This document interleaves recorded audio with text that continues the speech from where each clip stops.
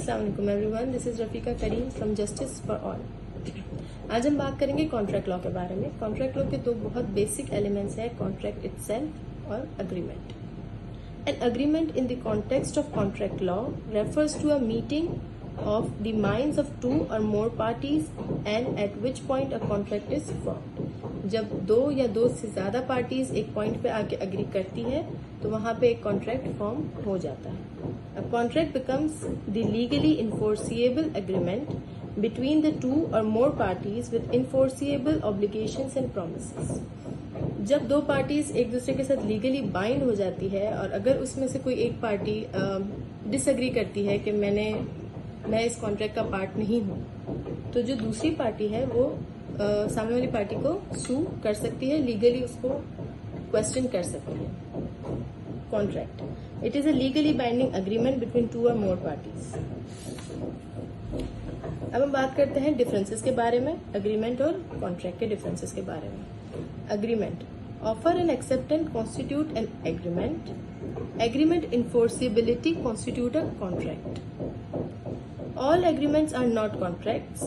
All contracts are agreement. May not create legal obligations. It means agreement may not create legal obligations. Necessarily. It means contract necessarily creates legal obligation. Agreement not binding contract. Contract is a concluding and binding thing. अब हम बात कर लेते हैं elements of contract के बारे में।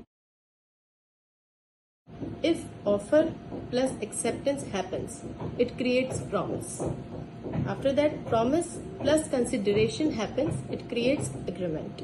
And agreement plus legally enforceability happens, it creates contract.